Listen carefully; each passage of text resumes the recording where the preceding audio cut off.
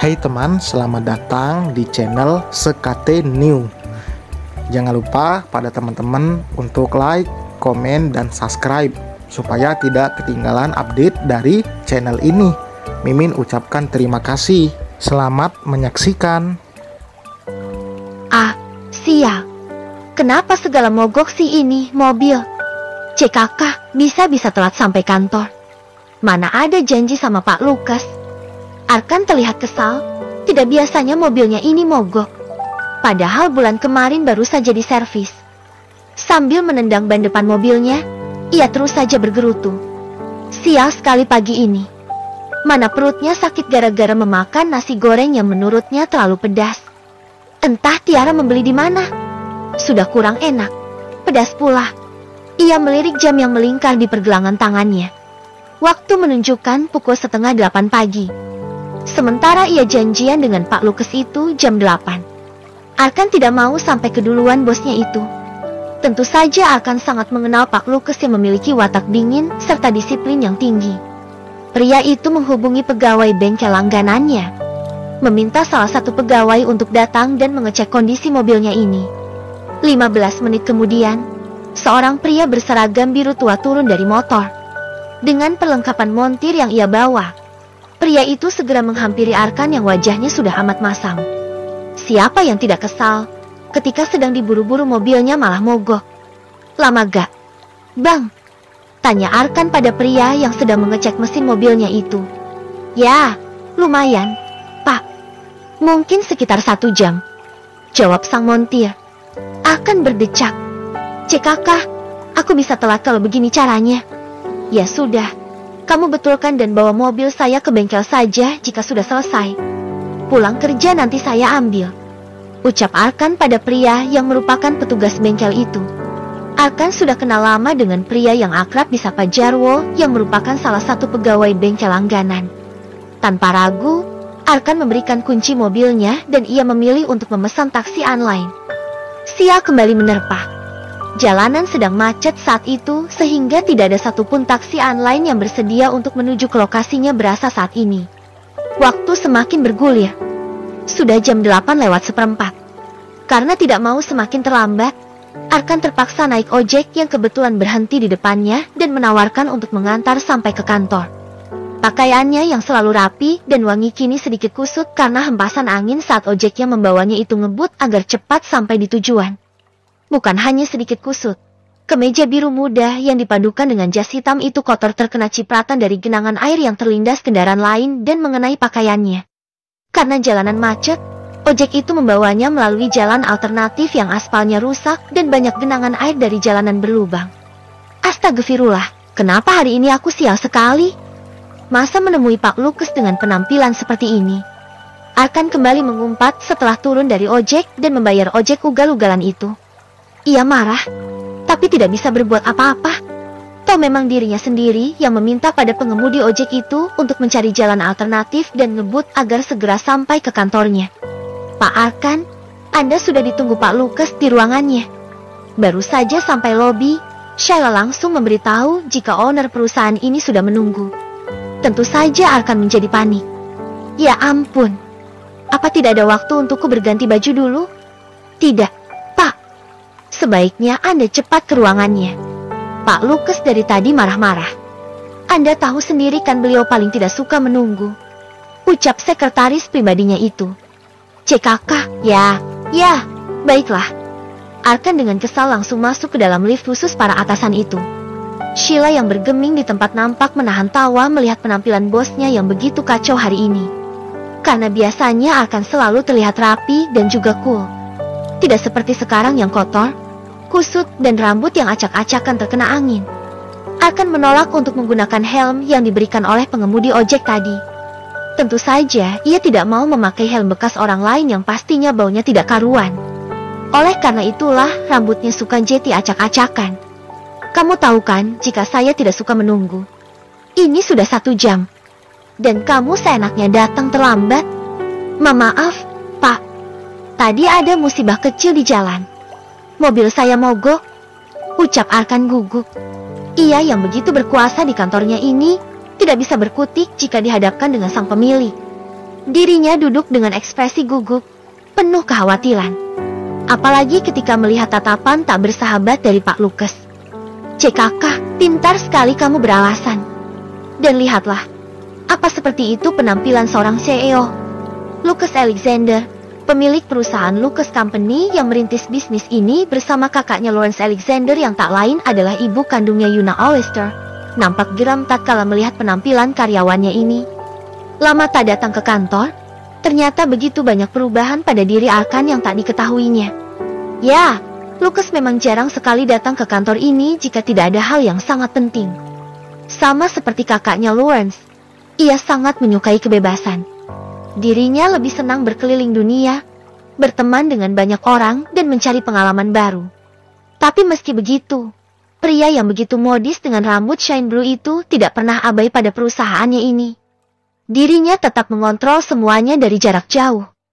Ia juga memiliki orang kepercayaan di kantor ini, yaitu Mr. Smith yang memiliki jabatan sebagai direktur utama.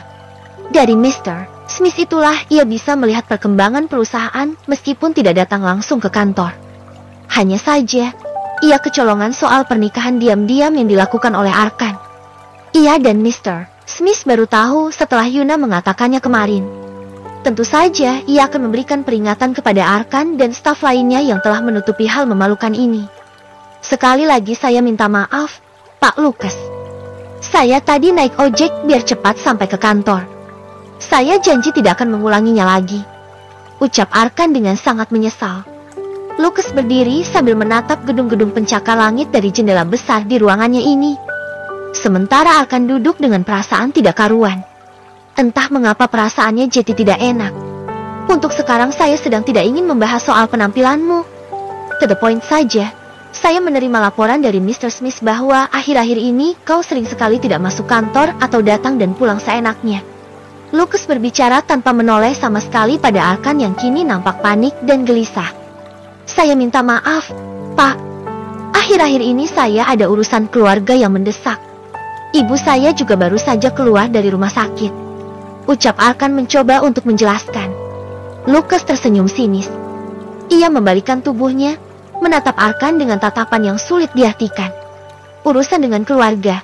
Atau istri barumu?" "DGH." Arkan terbelalak.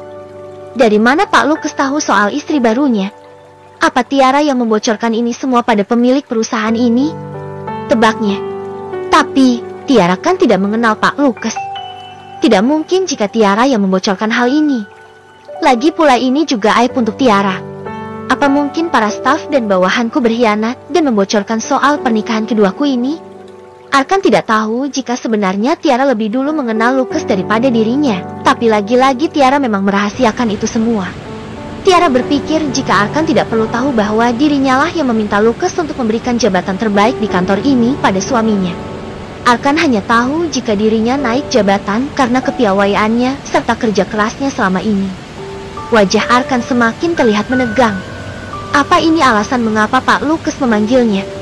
"Saya sebenarnya tidak ada hak untuk ikut campur pada urusan rumah tangga Anda. Namun ini semua menyangkut tetitut perusahaan.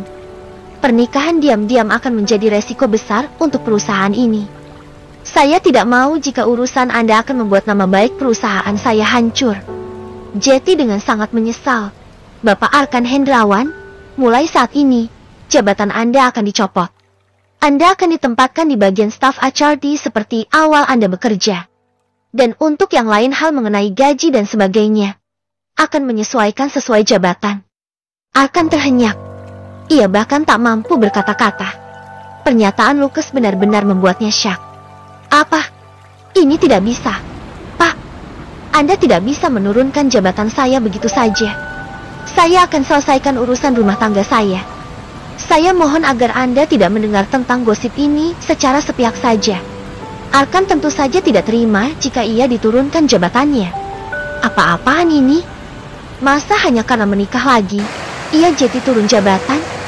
Keputusan ini telak dan tidak bisa diganggu-gugat.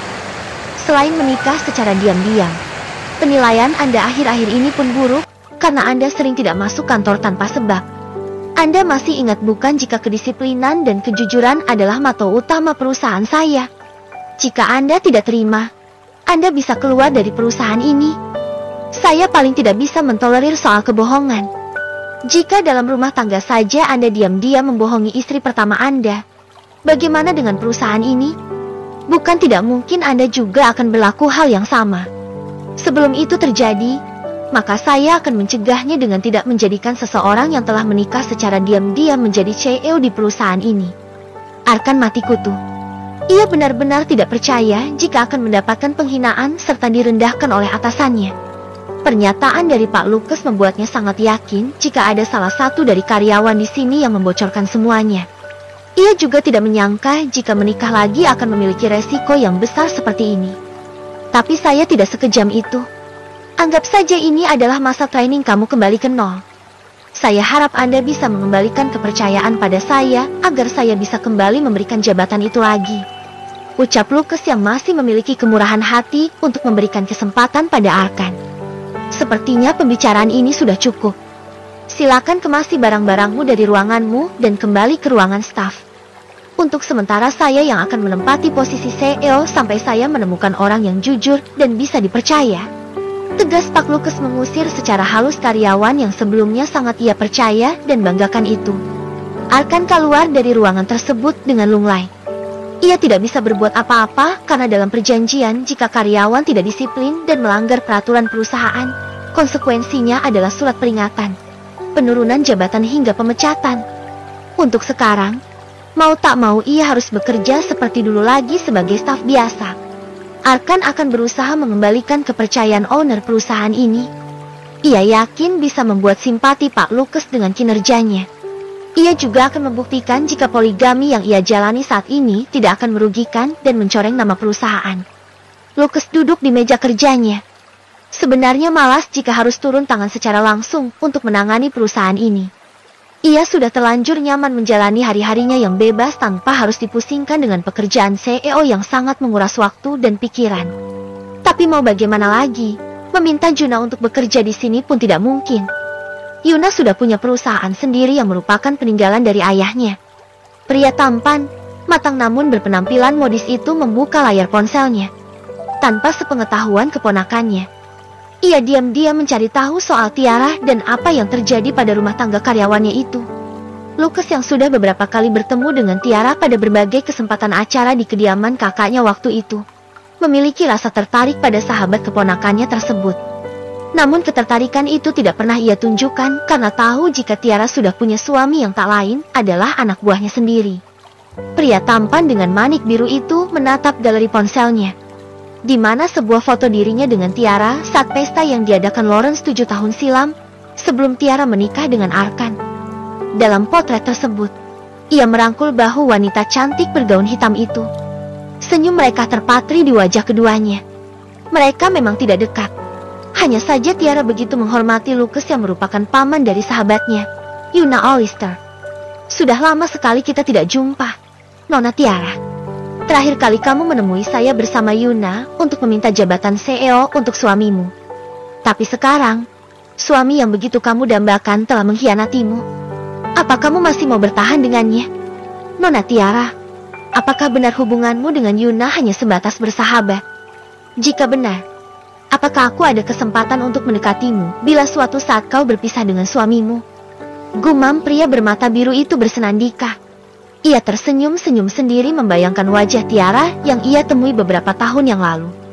Entah mengapa pria yang selalu berkomitmen untuk tidak memiliki hubungan serius dengan wanita itu memiliki ketertarikan pada sahabat keponakannya sendiri.